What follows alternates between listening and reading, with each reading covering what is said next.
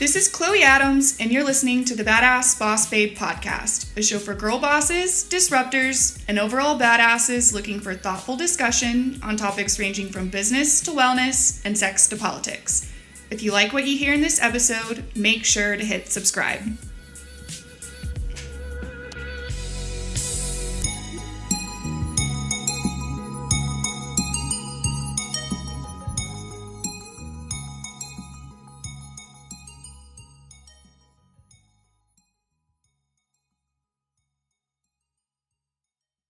Recording, it'll do, oh cool, all of the health checks pass, so it's not going to be a big deal. Okay, I'm just going to dive right into it.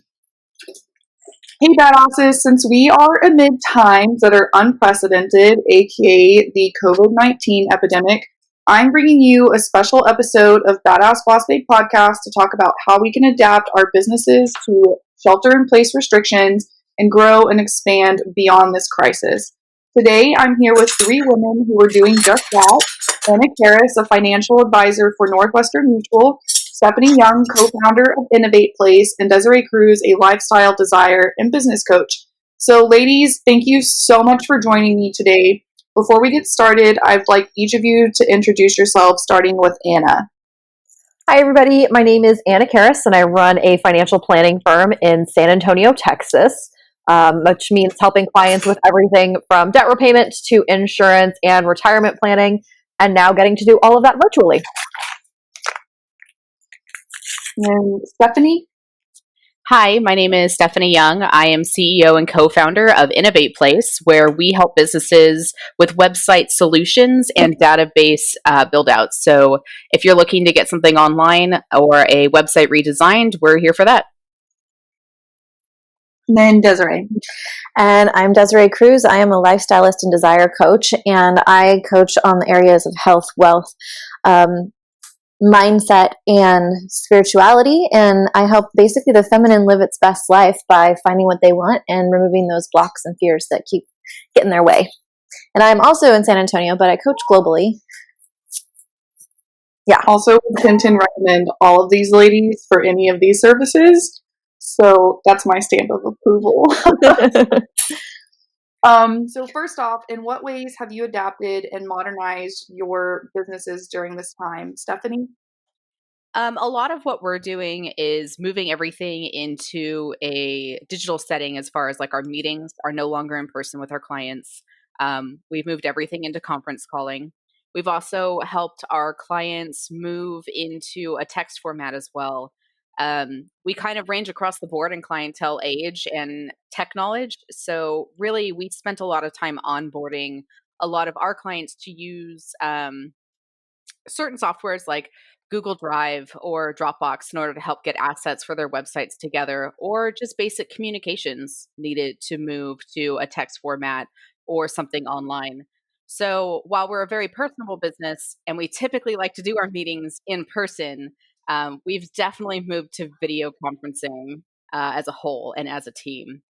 Another thing that we did is we put a support system out there. So we created a new email and a new contact list for people to reach out to us in a sense of like we were offering support 24 hours around the clock as a team, which was something we weren't doing before. We were very kind of like 8 a.m. to 6 p.m. But given the pandemic and the rush to get work done, we definitely moved into a support system that was 24 hours around the clock. And then Deseere? Well, I've been virtual for a really long time. So one of the things I've noticed is that my business was already kind of set up, and a lot of my clients were set up to be able to do, work from home and virtual. And so what we've done, I guess, to change anything, because most of my meetings have been over Zoom. I've done group coaching calls, I've done classes, and I've done one-on-one coaching. All my one-on-one coaching is done over Zoom. But I've noticed that since everybody has been more stay at home, I've had to up a lot of my texting and email to my clients to make sure that they're just staying calm and grounded and centered and moving forward in a hopeful, positive manner. I've also started doing more online and Facebook Live posts so that it loops people in and keeps them in contact, because I've noticed that that's where we haven't had as much contact. So people are looking for that kind of connection and, being a cheerleader for them. And also, I guess the biggest change in my business is really, and how I've been servicing the clients, is really moving all of the things that I used to do, like my lunch and learns, my networking events, my workshops and talks, onto a Facebook Live format or onto a webinar format, so that they're still able to get the information, but they don't have to leave their own home. And in fact, like finding different ways to promote female-oriented businesses, where we're even like kind of playing around with virtual wine parties and virtual toy parties and things like that. And then Anna. So a little bit like Deseere, in that some of my practice had started to migrate to virtual already. I service clients in 13 different states right now, so obviously I can't be in front of everybody just because of geographic distance. Due to all of this, however, my practice has had to move 100% virtual, to where I've had to shake up my process a little bit, to where we're doing our discovery and fact-finding sessions just over the phone, because I found that people are a little bit less comfortable doing a one-on-one Zoom meeting with somebody that they're not 100% comfortable with yet. And then after that relationship is built, we've moved the plan presentation meeting onto Zoom, to where I can do a screen share and I can walk them through their plan and, do a camera meeting so that they can see that I'm an actual real person at that point. And it's been working fairly well. And I've had to make a couple of adjustments just to the relationship aspect of things. Having to send more of those emails like Deseere was talking about, and more of those texts, just to make sure that those touch points are there, because they're not getting to actually see me in person. So, we're like modernizing and things like that. How have you guys seen a shift in like the way we're connecting, since we're having to do everything online now? This is Deseere. Oh, sorry. Go ahead. Go ahead. Oh, I was just saying, like, I think that what I've seen is that people are using their technology and using their resources to connect and being a lot more intentional about it. And there's a lot less like static, they're not just going to some place or a networking event and like standing around and hanging out, and, you don't actually make a business connection, or you don't actually like have like a really meaningful conversation. And now, because of the intentionality that you have to have around actually reaching out to someone, I find that like the conversations are richer, that they're actually connecting when they want to, and that they've slowed down a little bit to be able to feel themselves. Does anyone have anything else to add to that? I think Desere's, this is Anna, I think Desere's pretty spot on in that. I think that people are actually reaching out for connection using technology a lot more, whereas technology used to be, a fun distraction tool. Now it's really an only means of communication for a lot of people. So, in my personal life anyway, I go see my grandparents as much as possible. They're up in Houston. But unfortunately, just for safety purposes, it's not safe for me to go and see them, because they're, close to 80 and have health issues, and I wouldn't want to bring any germs into their environment. But what I can do is teach them how to use Zoom, which is a fun adventure in and of itself. But it's, that connection that I really value with them, I get to have, once a week now instead of once a month. And it's similar with a lot of my, my friends and my business colleagues, where we don't just see each other in passing and kind of assume that's enough. We're actually scheduling the time to check in with one another. And that's been really great, I think. Yeah, and I think to add on top of that, I think what we're seeing is there's always been kind of the shift in like a digital change over the last decade or so, and we felt those ripples of change kind of come at us slowly. But this pandemic has really pushed for this expedited new digital norm. And it's not weird to kind of reach out through LinkedIn or to use FaceTime for a meeting. And I think that new digital norm is going to push past this pandemic and literally just become how society starts interacting. Well, and that was going to be my follow-up question is, how much of this do you think is going to stick moving forward? Because I feel like, yes, like I'm an extrovert, like you guys know me, so I'm an extrovert and I like to be around people, but I feel like so much more comfortable like connecting with people like online now. So like even for my nonprofit, I'm like wondering like should we be doing more virtual happy hours moving forward versus these in-person events that take so much time to coordinate and plan? I think a lot of this will probably stick around. I think one, at least for me in my practice, from an efficiency standpoint, I can hold so many more meetings in a day just because I don't have to commute anywhere. The farthest I have to go is from my fridge to my bathroom, and hopefully I'm not going to my fridge too many times in a day. But that's a totally separate conversation. I had toast for lunch. But I can hold more meetings in a day. And we're also getting to see right now, like what jobs truly can be done virtually. And it's really interesting to talk with my business owner clients. When some of them who'd been maybe a little bit iffy about letting their clients or their employees work from home, a lot of them are actually looking into renting smaller spaces when their leases go up next, because they realize that they don't actually need all the space that they have. So many jobs can actually be done virtually, which I think is going to be great for a lot of people moving forward. I agree 100%. Yeah, I know for me, I definitely will shift my business a lot more to, I've been trying to get more and more online anyway. And I feel like all these meetings and networking things and commuting and whatnot have kind of been my excuse to not actually go fully online.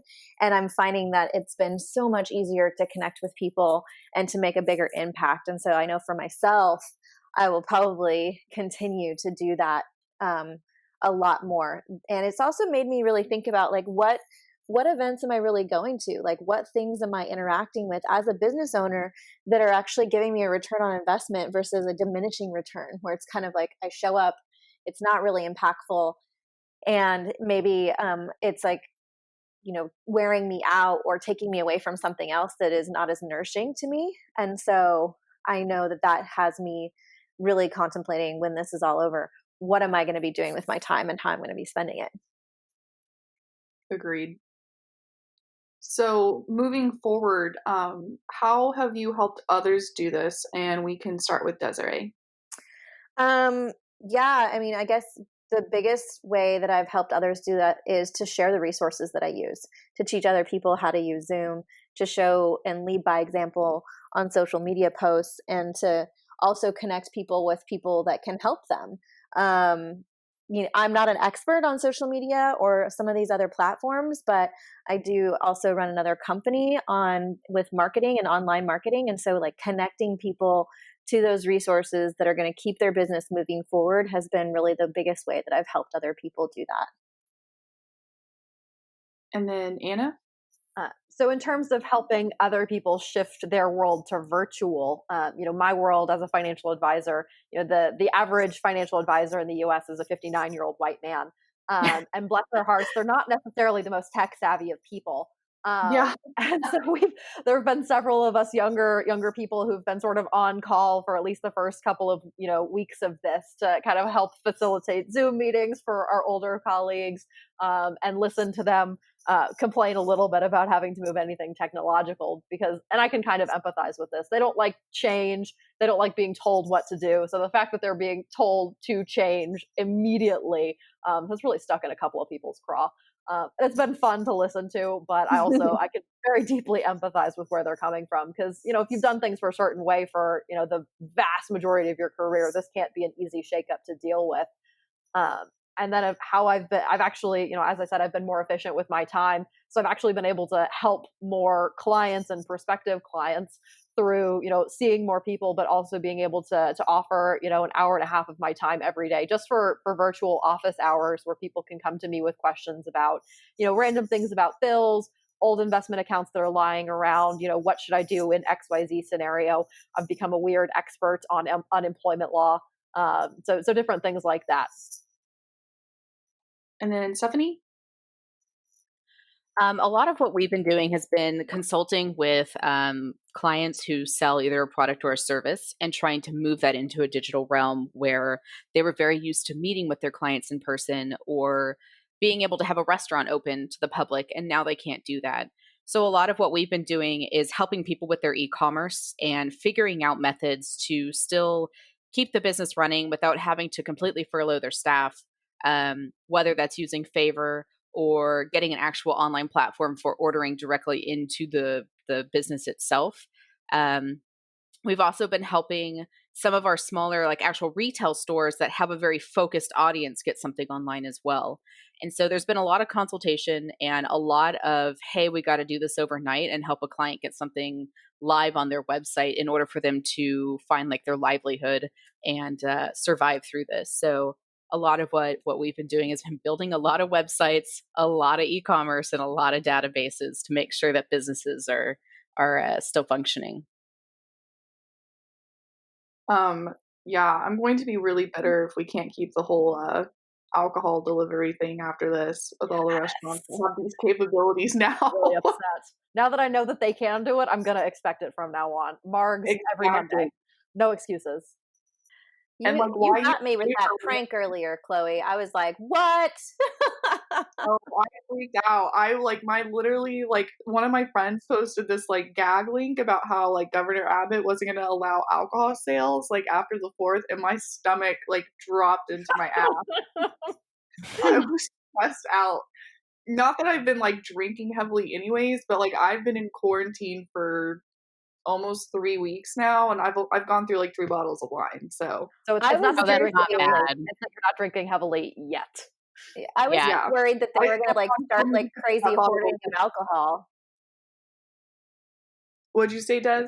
I said I was just worried that they were going to start like by announcing something like that, they're going to start like some crazy hoarding of alcohol, like instead of toilet paper, and that like what kind of like insanity that was going to cause now. And so that was my first concern. I mean, I already got my alcohol delivery, and I know people that can make some, so I was not worried about it. I mean, honestly, that bottle of bourbon from you, Anna. Alcohol and the Tiger King have really gotten me through some moments in the past week. I was telling someone this morning, I feel like it's 1,000% a conspiracy that documentary series got released during lockdown. Yep, we were talking about that last night too. There are certain video games that I feel like knew this was coming and just released right on time for there to be like huge play times happening across the board. I'm looking at Animal Crossing right now and I'm like, man, some of the people that I know would never touch a really cutesy game like that are pretty hardcore into it, and it's only because there's a pandemic. But I think that's like true business savvy. That's the necessity is the mother of innovation moment for a lot of people, to where if you can position yourself to take advantage of something like this, then absolutely 150% do it. Like if you can serve people while they're stuck in their homes, do it. If you can help people answer a concern they're having right now, do it. And if you can adjust your current business to serve people during this time, then that's how you're going to not only ensure business success for the short term while all of this is happening, but really position yourself well in the future. Yeah, we were actually talking about that last week too, and again with one of my clients, and managing their kind of panic and their doomsday and trying to stay out of all the negativity.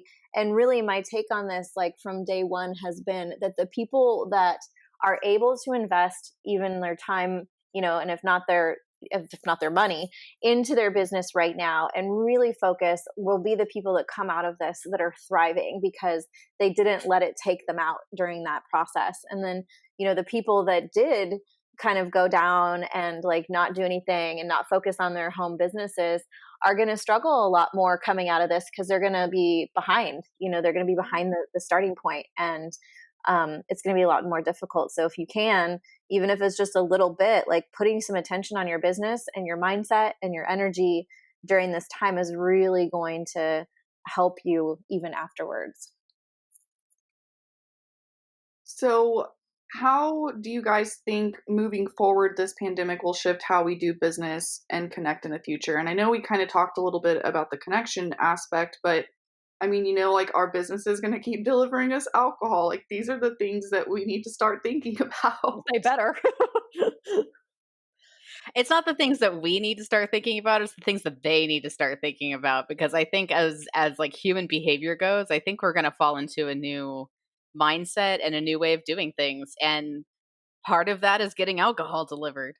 And I think the other thing that we're seeing is, and this isn't to seem like dark or morbid or anything, but we're going to see a shift in the powers. And I think as the older generation is kind of having to deal with this a lot more than us, I think the more environmentally aware and the kind of global warming pandemic that we've kind of been seeing as well has been clearing up a little bit while we've been staying inside. And I think that's going to help some of those movements move forward as well, is that if we can keep up this type of lifestyle and these behaviors, it's not only great for, business as far as keeping, timelines in place and helping meetings be a little more streamlined. It's also helping our environment by not driving so much, by not using as much electricity across as many buildings. Well, yeah, I agree. And I saw this thing on LinkedIn the other day, and it was a guy talking about how, like, his new favorite interview question going into job interviews is going to be, how did you help your employees and, like, service them during the pandemic? And I was like, shit, like, because there are so many companies now that, like, if I know that, like, you laid off people or you furloughed people, or like you didn't do what you could do to try and keep like food in your employees' mouths and like keep their benefits and things like that, like, I don't want to do business with you. I don't want to buy from you. I don't want to have anything to do with you. 100%. And I think somebody touched on it earlier, to where really what we're seeing right now is just an unexpected acceleration of a trend that we were already kind of on anyway. We were already kind of moving toward virtual. Meetings were starting to move online. There were already some people who were on the cutting edge of it, as I've seen, people screaming on LinkedIn about, like, you should have done this years ago. But so I think that, anybody who can adjust right now is going to be better positioned in the future. I know for myself personally, I will probably continue to have the majority of my practice virtually, just because I can see so many more people and I don't have to put pants on to do it, which is wonderful. And I can have alcohol delivered during the day if I want. Nobody needs to know. It's just a camera. And also, to your point, those companies who can really show right now that they might not necessarily care, but they care about the good press that comes with doing good things for their employees. So, Outback, I don't know the CEO personally. I don't know what his motives are, but, waiving his salary and bonus for a year so that his employees can keep getting paid, like, that's good PR for anybody. So companies like that are really going to see some sort of benefit, whether it's monetary or otherwise. I agree. Well, and I think that it also shows the employees that, there's a lot of management books out there. And one of them that I remember reading when I worked for Nordstrom talked about the carrot principle. It's called the carrot principle. And it's like, people want to work for a company where they feel valued. It's actually more important than even money. And yes, this is paying their salaries, but it actually showing that they're like valued and they're cared for. And that creates a lot of like employee loyalty that will have people like really, I think, appreciate, that they have a job when they come out and they have something to do. So that's also, I feel like, going to be another side effect of some of that. I also think that it's kind of like a survival of the fittest, in the sense of those companies that are not taking care of their employees are not going to be doing as well. The companies that are like, burying their heads in the sand, they're not taking, into consideration like the safety of their employees. I think those people are going to be impacted after everything's said and done because of like PR and press. And then the small business people, I mean, honestly, I see, yes, like the impact in the environment and the, like how that's like clearing up and stuff like that, because of less traffic and less like emissions and things like that. But that's also because people aren't like going into these big buildings and having to like, commute and having to work. And so I'm seeing where like people are going to maybe have better qualities of life because they're not going to be spending all of that time in traffic, like on their way to the building, if the companies continue to allow them to work from home, if they can. I don't see the reason sometimes for why people have to go into a workspace. Sometimes it can be very distracting to productivity as well. And I think Desiree's survival of the fittest point, applies to people as well as to companies. So, people who have lost their jobs right now, and this is not to make light of their situation or anything like that, but this is a really good chance to look at your employment and look at your current situation and look at your current employer and say, is this where I want to be, or can I afford to stay here for the long haul? Like if my job can't be done virtually, maybe this is an opportunity to sort of start retraining myself to something that could be. Or if my company doesn't value me enough to at least try to, help me out in some way, either to give me that furlough so that I can get unemployment benefits, or to, not just leave me in limbo. Is this a company that I want to stay with in the long haul? Agreed. Well, and it'll be interesting because, like, I worked in the banking industry before, and that is 1,000% a job I could not have done from home.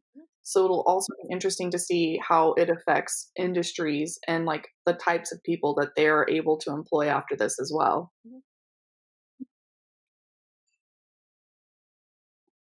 So one last question for you guys. What advice do you have to businesses who are struggling to adapt? And we'll start with Anna. I would say that look at what people are buying right now. People are really, and what are they sharing on social media? People are really excited, as you can tell by the subject of this interview. People are excited to have alcohol delivered. Like, that is exciting to people. So how can you tie into something like that? Or how can you take your services from, a brick and mortar business and take that mobile? Either by, if you own a food truck, could you, be the taco truck that drives through the neighborhoods like the old ice cream truck? Like, that would be super cool right now. Or if you're a restaurant who's closed, or you're a chef who's, currently unemployed, how can you, cook from home and start your own, catering or meal prep company or something like that? Again, I've probably said it 3 or 4 times in this interview already, but necessity is the mother of invention. Like, if we need to change right now, and if you aren't making money, you probably need to change more than most people. So what can you invent, and how can you adapt? And then Stefanie? I think procrastination is the real killer here. I think there's a lot of digital companies that are kind of standing to the side saying, hey, we're here to help, and we're here to help you get whatever you need going in order to keep the economy locally still working. And when I say locally, I don't necessarily mean, hey, all of us are from San Antonio, we only want to focus on San Antonio. No, I get it. Like, people in New York are having huge consequences due to staying home. We can help you guys too. But you have to ask, and you have to come forward and say, I'm struggling and I don't know what to do. Because we're here to educate, and that's what we do. But I think procrastination is the real killer. And that has been our main advice at this point is, don't be so reactive, start being proactive now. I get that there's a reaction happening to the pandemic, but you need to be proactive for what happens after that. And again, a lot of our behaviors are going to change. This is going to change the way that we do business, and it's going to change the way that we interact as a society. So be proactive and get on board now. Even if your restaurant's closed right now, or you've decided to stop selling whatever small retail you're working within, get online anyways. Take the time now while you're stuck at home doing nothing to get a store online, because afterwards it's going to be how you thrive. And then Deseere? I would say, like, if people are struggling, like, one, just first figure out like where you're trying to grip to control, and where it's actually not something you can control. We can't control that we're at stay at home right now. And that obsession and like spinning down into the spiral of like, oh, well, I just can't do my work if I can't go out, is actually a really self-sabotaging thought, because it blocks you from being able to see like other opportunities and other solutions. So being able to just see where you're gripping to, like trying to control things that are just not in your control right now, and then looking at like, what can you control? Like, what do you have the power of? Can you not procrastinate? Can you actually move forward and reach out and ask for help? Those kinds of things, I think is a really important part of just like the mindset of your day to day. I'd also say that we need to start, and just this is for everybody. It's not just people that are struggling, like start tapping into other people's superpowers and looking at, if you are struggling with a piece of your business, like who in your network or who can you reach out to that actually is really good at that? And like, what can you barter or trade or offer to them? Or can you just ask for them, like, to help you in that aspect? Because we can't do it all by ourselves. And even though we're at home by ourselves, we don't have to be doing it alone. And so tapping into other people's superpowers and being able to utilize those tools and resources is going to really, I think, help. And it also just gives you the connection and that human piece. And I'd say, like, finally, there's just one element that we haven't really touched on, and it is a major part of where people are struggling from working from home. And that is finding balance in their life and in their day-to-day business of, like, so for me, for example, I had my partner here, I had one of my employees here, and I had my 2 little boys here. And I'm also trying to coach and write content and do my work. And that's a lot. So, you know, if you can find some kind of structure, if you can set up a place in your home where, like, that's where you do your business, not in your bed, but, like, you know, you do your business and you do your work in one place, and then you can, like, go somewhere else to take a break, you know, and then, like, just change that up and change that scenario so that you're just not stuck in that, like, doldrum and you're exhausting yourself. That will really help. And then looking around at, you know, if you are quarantined with someone else, like, how can you create boundaries and space? And also, how can they help you do the things that you need to do? Like, you don't, as a mom, I tend to try to do everything myself, cook, clean, laundry, educate, and do my own work. And I don't have to, you know, having another partner here or having my mom come over and watch the kids for an hour can actually be a really big, like, motivator and an energizer for my business, because it's just that little bit of change of state. Yeah, for sure. Very important stuff. So I just want to thank you guys again, and thank all of my badasses for listening to this special episode of the podcast. So ladies, starting with Stefanie, how can people get in touch with you if they would like to do that? They can visit our website at Inov8.place. That's INNOV8.place.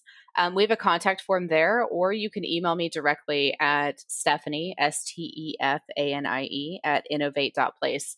We also have a Facebook page, so if you want to kind of go the messenger route, you can do that as well. And Inov8 is INNOV, the number 8. .place, correct. Just wanted to clarify. And then Deseere? You can reach me at DeseereCruz.com, and that's DeseereCruz.com. Or you can also go through the Facebook route, which is Deseere M as in Marie Cruz.